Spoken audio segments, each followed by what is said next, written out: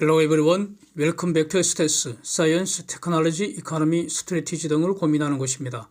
국내 언론이 사진과 같은 기사를 냈습니다. 삼성중공업이 26년부터 부유식 소형 원자력 발전소 건조 돌입한다는 그런 내용입니다.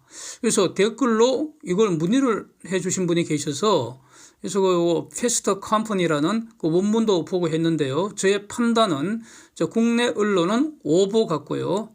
패스트 컴퍼니 원문도 금년 4월에 그 삼성중공업과 C보고사의 MOU 그 발표한 그 사진과 같은 내용인데 그것과 달라진 거 하나도 없는 것 같고요.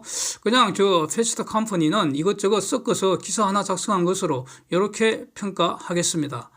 건조한다면은 계약 당사자가 등장을 해야 하는데 지금 전혀 없습니다. 그래서 뭐 물론 제가 틀릴 수도 있습니다. 이런 판단이. 그래서 저는 그냥 보도 자체로만 판단한 것이고요. 뭐 아직 삼성중공업 주담한테 문의한 사실은 없고요. 이런 거 보도할 때는 최소한 삼중에게 확인은 해야 될 것 같은데 과연 그런 과정을 거쳤는지 매우 의심이 됩니다. 그런데 이제 그 조사 과정에서 매우 흥미로운 사실을 전혀 다른 사실을 하나 발견을 했는데 바로 베트남이 다시 원자력 발전 추진한다는 겁니다. 그리고 최근에 소형 원전 그 쪽으로 나가려고 관심이 많다. 그래서 소형 원전을 상업화를 그 시도하는 최초의 동남아 국가 되는 거 아니냐. 요렇게 지금 그 제가 좀 판단이 돼서 요걸 좀 자세히 보려고 합니다. 전 세계 지금 소형 원전 업체들 아직 제대로 된 계약이 없잖아요. 계약이 있어야지 돈이 생기지. 아직은 지금 손가락 빨고 있는데 그러니까 이 전 세계 소형 원전 업체들 한 건 잡으려고 베트남에 구름같이 몰려드는 거 아니냐 이런 생각이 든다는 겁니다. 그래서 요거 한번 살펴보고요. 그런데 이제 저 C보고도 베트남에 지금 제한세를 내는 것 같은데 문제는 독일 지멘스와 공동으로 제한하는 것 같다는 겁니다. 즉 삼성중공업은 쪽이 아닌 것 같다는 겁니다. 어쨌든 현재 글로벌 그 소형 원자력 산업 이게 그 응용 분야 중에 하나가 부유식 해상 원전 아닙니까? 그래서 그 글로벌 현황도 한번 정리를 하려고 합니다. 이와 관련되는 그 영상 제가 이전에 굉장히 많이 올렸습니다. 이런 소형 원자력 분야는 제가 집중적으로 관심이 있어서요. 그래서 그거 참고하시면 도움이 아마 많이 되실 것 같습니다. 현재 그 부유식 원자력 발전소 전 세계 가동 중인 곳은 러시아뿐입니다. 가동 중인 곳은 없습니다. 그 러시아 외에는 없습니다. 2020년부터 러시아가 가동하고 있는데 구글 사진 한번 보시면 러시아 쪽 북극 항로 동시베리아 그 해에 그 인근에 페베크 항이 있습니다. 거기서 오른쪽으로 더 진행해서 또 우회전 하면은 그 베링해로 해서 이제 한국으로 올 수 있죠. 그곳에 사진과 같은 선박이 있습니다. 아카데믹 로모노소프. 요 관련되는 것도 집중적으로 다룬 영상이 따로 있습니다. 거기에 소형 원자로 모델 이름이 KLT-40S 그 두 개가 설치되어 있습니다. 그래서 가동 중입니다. 한 기당 전기 출력 35메가와트, 그 두 개니까 70메가와트고, 그래서 오지 마을에 열과 전기를 지금 공급하고 있다는 것이고요. 참고로 C보고는 최소 용량이 전기 출력 100메가와트고, 그 다음에 캐나다의 테레스테리얼 에너지의 그 IMSR 그 모델은 최소 용량이 190 전기 출력 메가와트입니다. 190 메가와트 일렉트리시티. 그런데 그 러시아는 지금 더 큰 놈으로 무려 4개를 더 짓겠다고 지금 프로젝트를 시작을 했습니다. 러시아 로사톰이 사업 주체인데 그 사진 보시면 기사 사진입니다.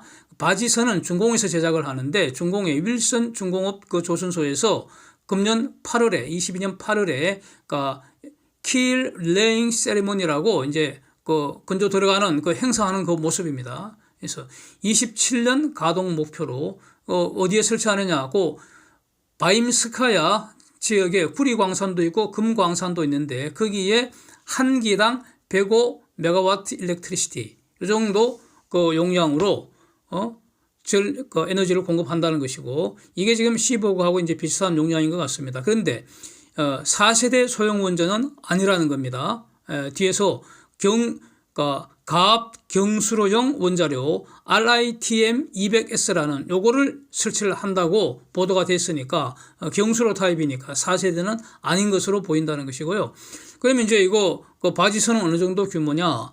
바지선에다가 경수로 형 원자로 2개를 설치를 하고 기타 필요한 부대 시설 쭉 설치해야 되지 않습니까? 그 근무자들도 그 근무할 공간도 있고 있어야 되고요. 그래서 사람이 또 거주를 해야 되니까. 그다음에 뭐 디젤 연료, 그 비상용 디젤 연료 그 탱크도 이제 실어야 되고, 그러니까 다 실었을 때 총 용량이 한 2만 톤 정도 된다 하고요. 길이는 140m, 폭은 30m. 그래서 총 용량이 300메가와트 일렉트리시티니까 저런 105짜리를 3개를 이제 짓는다는 것이고, 그다음에 백업용으로 1개 더 이렇게 총 4개를 건설할 예정이라는 거고요. 돈은 23억 달러 들어간다는 겁니다. 그럼 부유식 핵발전소 어디다 띄우느냐? 구글 사진 한번 보시면은 페백 건너편입니다. 보시니까. 예? 그래서 나그로잉, 러시아 말 나그로잉 맞는지 모르겠네요. 그래서 그 페백 항구에 있는 저 지역이 러시아의 부유식 원자력 발전소 허브가 될 수도 있을 것 같습니다. 그래서 러시아가 왜 저곳에 부유식 원전을 도입하는지 이거 배경을 잘 이해할 필요가 있겠습니다. 이게 중요할 것 같습니다. 저 지역은 시베리아 오지 중에 오지입니다. 그런데 북극 항로 바로 그 옆에 있으니까 북극 항로의 항구 도시가 될 수가 있습니다. 육지에서 접근하기에는 최악 중에 최악이고 거의 사실상 불가능합니다. 그런데 문제는 저게 북극 항로 거점 도시가 될 수도 있을 뿐만 아니라 그 인근에 오일, 가스 이런 거 외에 구리, 금, 은, 우라늄, 리튬 이거 엄청나게 묻혀 있다는 겁니다. 그러니까 푸틴이 저거 개발하고 북극 항로 활성화시키고 이렇게 하고 싶지 않겠습니까? 그래서 근데 저걸 하려면 가장 필요한 것이 열과 에너지를 24시간 365일 안정적으로 공급을 할 수 있어야 하지 않겠습니까? 그래서 열과 전기를 얻기 위해서는 그냥 화석 연료 사용하면 되는데 문제는 연료 교환 주기가 너무 짧아서 가령 한 달에 한두 번씩 연료 충전하기 위해서 방문한다 그러면은 저 비용이 너무 많이 들지 않습니까? 그런데 원자력을 사용하면은 열과 전기 동시에 얻으면서도 연료 충전 기간 30년 이렇잖아요. 30년. 예? 비용도 저렴하고 탄소 배출도 없다. 뭐 이런 겁니다. 그런데 하여튼 역사상 최초로 부유식 원자력 발전소 만든 곳은 어딘가? 당연히 미국입니다. 미국. 미국. 그러니까 2차 세계대전 때 사용하던 군함 리버티 쉽이라고 있었는데 이거 계속 이제 전쟁 끝나고 나서 놀고 있겠죠. 그 폐선 처리해야 되는데 썩고 있다고요.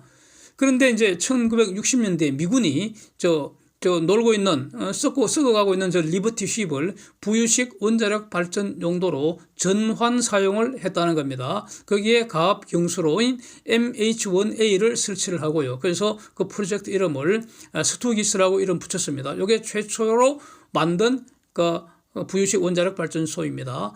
파나마 운하에서 사용했고요. 당시에 그 파나마 운하 지역이 독자적으로 어떤 그 발전소 건설을 하려고 하니까 경제성이 너무 없더라는 겁니다. 그래서 폐군함을 재활용한 겁니다.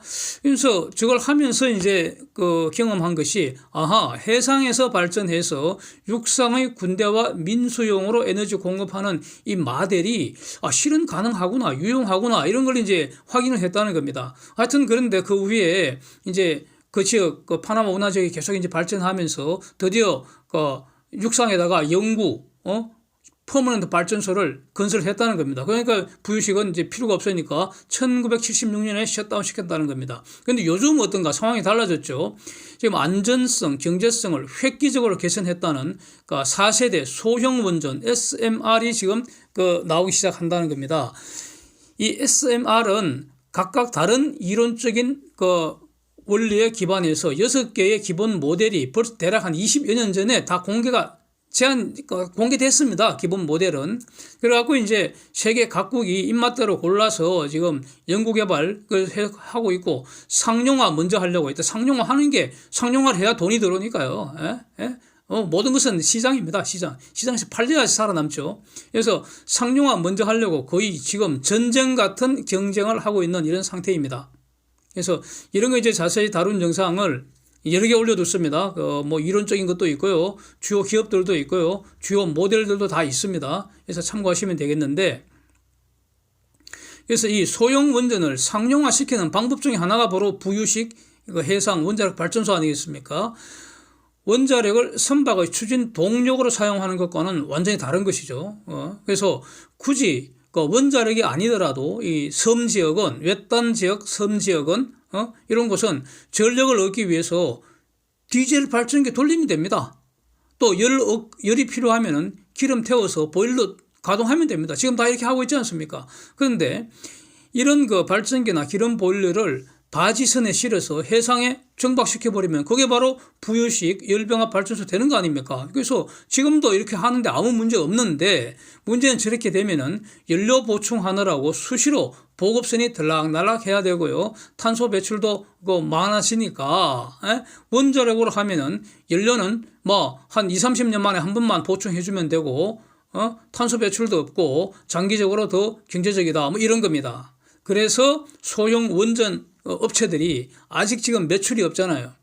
그래서 이런 거를 집중적으로 지금 공략하는 그런 마케팅 포인트로 하고 있는 것 같습니다. 사진 보시면은 미국의 4세대 SMR 스타트업 뉴스케일이라고 있죠. 유명하지 않습니까? 뉴스케일.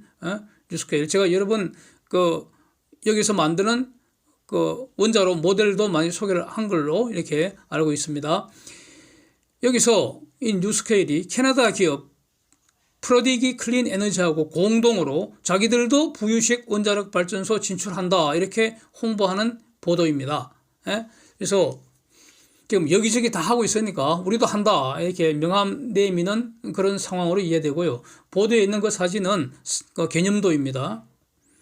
그 다음에 또 영국의 코어 파워도 이것도 이제 SMR 스타트업인데, 가령 미국의 ABS는 미국 대표 성급이니까 매우 중요한 기관이고요.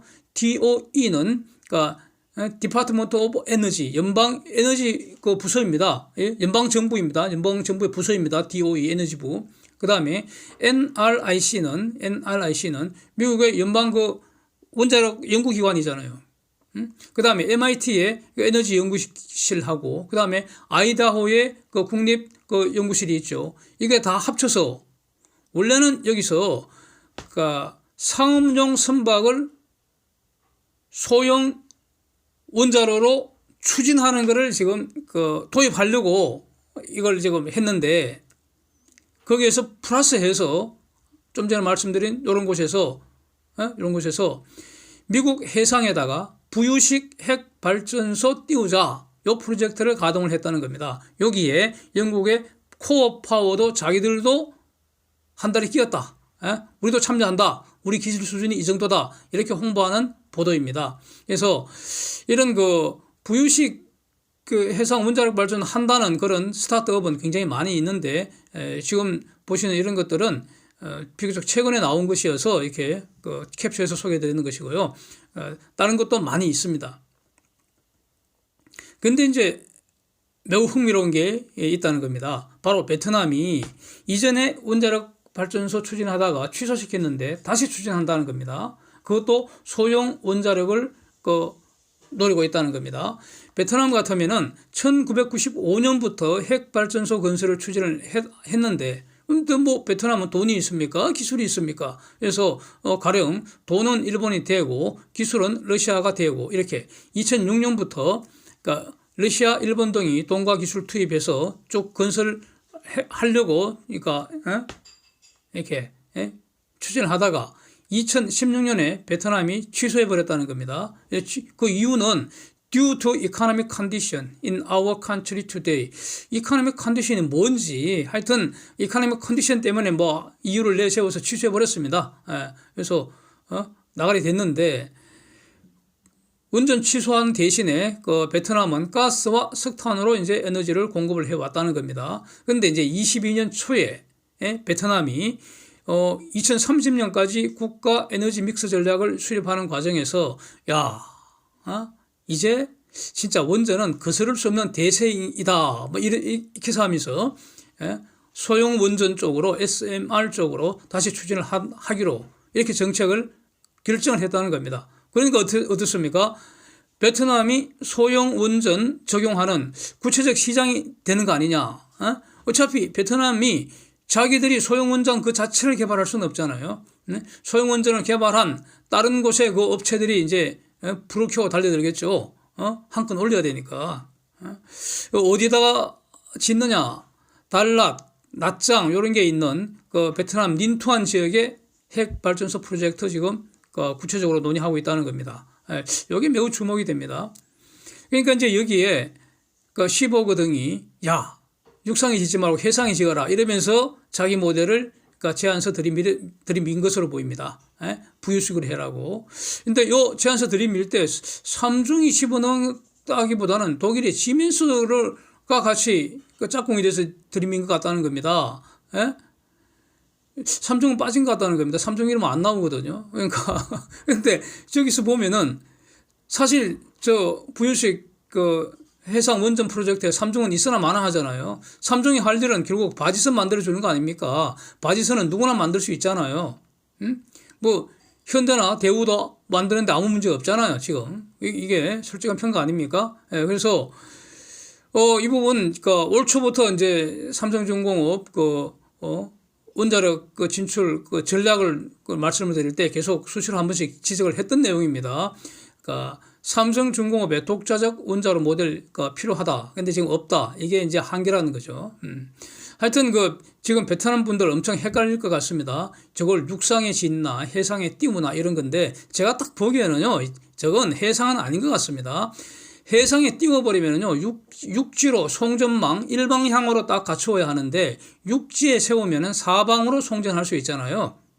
송전 자체는 불가피합니다. 그래서 베트남 같으면은 지금 남북으로 길쭉하기 때문에 분산형 SMR을 육상의 거점 요소에 설치하는 게 정답이라고 저는 정리가 됩니다. 이건 뭐 15호가 좀 오버하는 것 같습니다. 근데 여기서 더 중요한 건 이겁니다. 만약에 베트남이 필요하다면 인근의 다른 지역도 필요하지 않겠습니까? 그렇다면은 동남아 지역이 부유식 핵 발전소로 유망한 이유를 정리하는 거, 이게 중요할 것 같아서 요거 이제 제가 한번 이렇게 정리를 한 것입니다.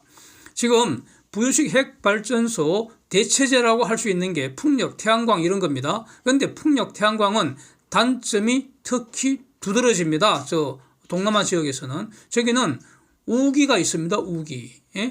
비가 한번 오기 시작하면 몇 달 계속 오잖아요. 그때 태양광 효율 너무나 나쁩니다.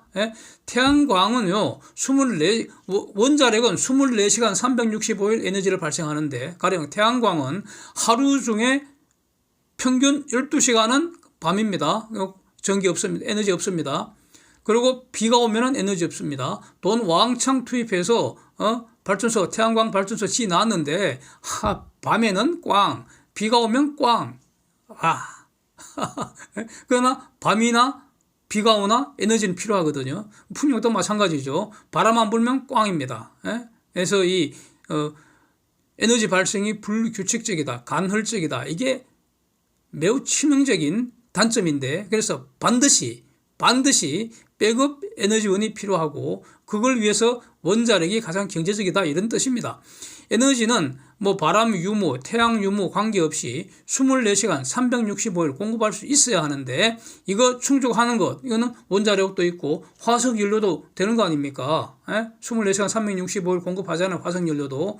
기름, 석탄, 가스 다 되잖아요. 뭐 조력발전도 있고 지열발전도 있는데 도서지역, 오지지역 이런 데 사용할 때는 원자력이 가장 경쟁력이 있다. 뭐 이렇게 정리가 되는 겁니다.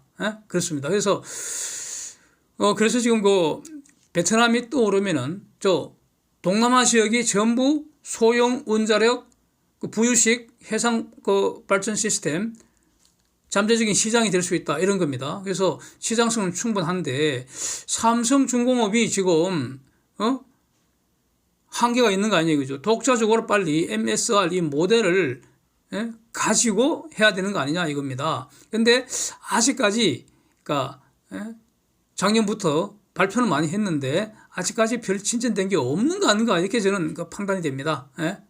예. 뭐 몇 가지 근거가 있는데 판단하는 근거가 하여튼 그렇게 판단이 되고요. 지금 그 시버그하고 MOU 체결했다는 그 내용도 삼성중공업은 바지선 공급자입니다. 바지선 공급자. 원자로는 시버그가 제공하는 거 아닙니까? 그래서 이렇게 되면은 삼성중공업은 들러리가 될 가능성이 높은 거 아닙니까? 삼성중공업이 만드는 바지선은 누구나 만들 수 있다는 겁니다. 그렇다면 삼성중공업은 지금 원자력 연구원하고 기존 그 공동개발 약정이 있지 않습니까? 그 약정은 그 원자력 추진 선박을 만드는 것이니까 그 과정에서 공동으로 삼성중공업의 그 독자적 원자로 모델을 완성을 해야 되는 거 아니냐? 그걸 위해서 지속적으로 그 R&D 해야 되는 거 아니냐? 이게 이제 핵심적으로 중요한 것 같고요. 그래서 빨리 자기 고유의 그 원자로 모델이 나와야 됩니다. 여기 뭐 시버그 모델이나 캐나다 모델이나 이렇게 자기 고유 모델이 나와야 된다는 겁니다. 예, 그걸 가지고 계속 이제 업데이트해 나가는 것이죠. 아직은 그 모델이 없기 때문에 좀 그러네요. 예, 그렇습니다. 이제 그 만약에 그 모델이 있다면 그러면 정부에서 이제는 부유식 소형 원자력 발전소 그 어떤 그 시험용 모델 이런 걸 발주를 해주는 게 중요할 것 같습니다. 정부에서. 그래서 가령 울릉도나 가령 울릉도 아니면 육지에서 전원이 안 들어가는 도서 지역이 있습니까? 만약 그런 곳이 있다면 그건 제가 잘 확실히 모르겠는데 그러면 지금 그 디젤 발전기 이용할 거 아니겠습니까? 그런 도서 지역이나 아니면 육지에서 상당히 멀기 때문에 송전 손실이 너무 많이 발생하는 그런 어떤 섬 지역에 시험적으로 부유식 원전 만들어서 실제 운영하는 이력을 가져야지 나중에 동남아 지역에 그 비즈니스 마케팅할 때 도움이 되지 않겠습니까? 우리가 이렇게 돌리고 있다. 한국에서 쓰고 있다. 그래야지 수많은 경쟁자 물리치고 수주를 받을 거 아닙니까? 그래서 지금 현재 제가 정리하기로는요, 이 MSR 완성도 가장 높은 모델이 캐나다 테레스테리얼 모델인 것 같고요. IMSR이라는 것인데 이걸로 보이고요. 그래서 이런 그 관련 영상을 제가 뒤에 링크를 해 두겠습니다. 그래서 이제 그 링크 외에 핵심 소형 원전 특히 MSR 요 핵심 내용만 다시 한번 요약을 해주면 기존 3세대 원전은요 핵 연료로 고체를 사용합니다. 고체. 그리고 물을 가지고 그 냉각을 시킵니다. 그래서 물을 쓴다고 해서 경수로라고 합니다. 경수로도 종류가 많이 있죠. 그런데 물은 0도씨에서 녹아 액체가 되고 100도씨에서 끓어 기체가 되는데 이 기체인 수증기 상태는 고온 고압입니다. 고온 고압. 그래서 핵심은 이 고압인데 고압을 견디도록 하기 위해서는 두꺼운 외장 그릇을 준비해야 되고요. 거기에 돈도 많이 들고요. 고압은 폭발할 잠재 위험이 있고요. 더 중요한 것, 고온 고압에 물이 지금 돌아가고 있기 때문에 그러면은 고온 고압에서는 물이 열분해 돼 갖고 수소가 발생할 수가 있습니다. 원하지 않는 수소가 발생한다는 겁니다. 그러면 수소가 모이면 대형 폭발 사고 일으킬 수 있습니다. 이게 바로 일본 동지진 사고 났을 때 후쿠시마 원전 그 수소 폭발 그 과정이라는 겁니다. 그래서 수소 경제가 저는 불가능하다고 보는데요. 수소는 단독으로 지구상에 존재 못합니다. 만들어야 합니다. 그 만드는 방법은 지금 수소는 기존에 단단하게 결합된 그 수소 화합물을 부숴줘야 합니다. 부수는 방법은 전기로 부수느냐, 열로 부수느냐, 빛으로 부수느냐 셋 중에 하나인데 여기서 하나님이 사용하는 방식이 식물 광합성 과정에서 빛으로 물을 부숴서 수소 만들어 사용하는 건데 이게 가장 자연스럽고요. 인간이 사용하는 전기분해, 열분해 이거는 어렵고 돈이 무지하게 많이 든다는 겁니다. 그래서 수소 경제는 불가능하다는 겁니다. 그러면 3세대 경수로형을 뛰어넘는 그 4세대 소형 원전, 그 중에서도 MSR은 좀 전에 봤던 3세대하고 뭐가 다르냐 이겁니다. 그래서 그러니까 IMSR 이 모델이라는 것은 핵 연료로 불화 우라늄을 불화염에 녹인 액체입니다. 액체 연료를 사용합니다. 그래서 이 액체가 동시에 냉각제로 사용된다는 겁니다. 그래서 이건 바로 액체 상태니까 상압 고온 환경이라는 겁니다. 상압 고온, 보통 우리가 지금 현재 이렇게 얘기하고 살고 있는 이것이 보통의 압력이죠. 대기압 상태. 이걸 상압이라고 하고, 그 다음에 고온. 이게 매우 좋은 겁니다. 고온이 되어야 열 에너지를 사용할 수 있잖아요. 그런데 물을 쓰면은 고온에서는 기체가 되고, 기체는 팽창하니까 압력이 높아져서 고온, 고압이 되는데, MSR을 쓰면은 고온은 되는데, 액체니까, 그래도 액체니까, 압력은 상압이다. 그래서 매우 좋다는 겁니다. 그래서 지금 실적을 보면은 IMSR은 600도씨 고온에서 작동하지만 상압이라는 것이고요. 그래서 열 효율이 무려 44%가 나오는데 3세대 원전은 물 쓰니까 300도씨 이하에서 작동을 해야 되고요.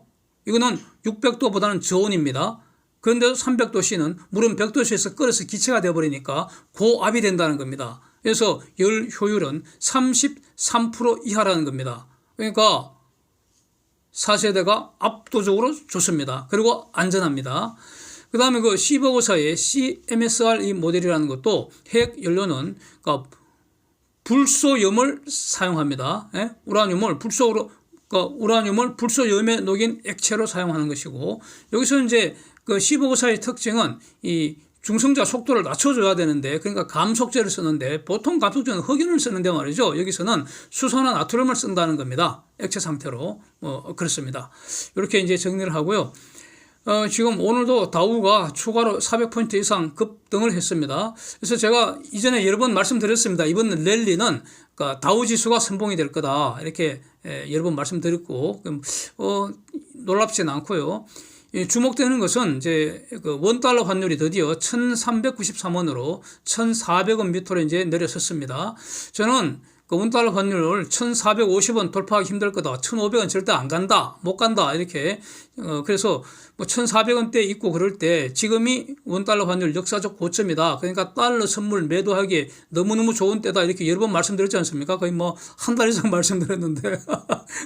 예, 대략 뭐 한 달가량 1,400원대에서 놀던 원달러 환율이 이제 어제 오늘 이렇게 이틀간 크게 하락했습니다. 드디어 이제 1,300원대인데 뭐 저는 더 내릴 것으로 보고 있습니다. 문제는 이제 삼성중공업이 너무 이거 수주가 좀 돼야 되는데 말이죠. 수주 공시 지금 눈 빠지게 기다리는데 하반기 들어서 거의 지금 수주를 못 하고 있지 않습니까? 진짜 이거 어떻게 될지 모르겠네 진짜 이거. 하여튼 그리고요, 어제 또 11월 7일 날 대우조선이 또 그 LNG 한 척을 수주했죠.